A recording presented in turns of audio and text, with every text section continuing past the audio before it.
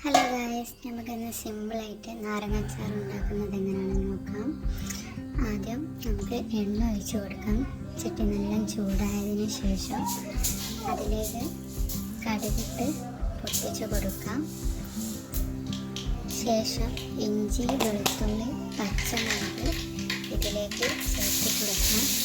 ഇത് എണ്ണയിൽ കിടന്ന് നല്ല ബ്രൗൺ കളറാകുന്നത് വരെ ചേർത്ത് കൊടുക്കാം.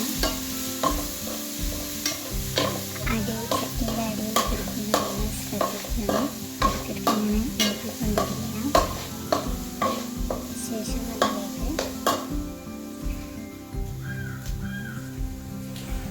പൊടികൾ ചേർത്ത് കൊടുക്കാം.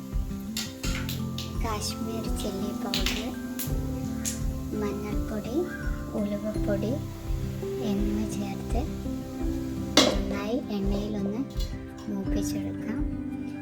തീ ഓഫ് ചെയ്തതിന് ശേഷം ഇതിലേക്ക് ചേർത്ത് കൊടുക്കാം പൊടികൾ, അല്ലെങ്കിൽ കരിഞ്ഞു പോവും. അതിലേക്ക് കായം കൂടിയും ചേർത്ത് കൊടുക്കാം.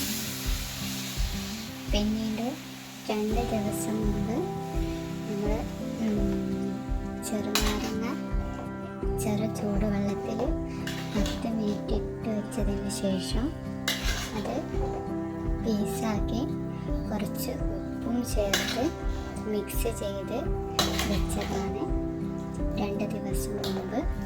അതിലേക്ക് ചേർത്ത് കൊടുക്കാം. നന്നായിട്ട് പൊടികളൊക്കെ ആയിട്ട് മിക്സ് ചെയ്ത് വെക്കാം. ആവശ്യമുണ്ടെങ്കിൽ വീണ്ടും ഉപ്പ് ചേർത്ത് കൊടുക്കാം. പിന്നെ അതിലേക്ക് കുറച്ച് പഞ്ചസാരയും കൂടിയും ചേർത്ത് കൊടുക്കാം. ശേഷം വിനാഗിരിയും ചേർത്ത് കൊടുക്കാം.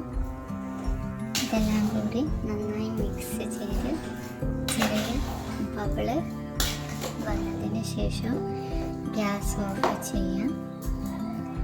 നന്നായിട്ട് പൊടികളൊക്കെ മിക്സ് ചെയ്യാം.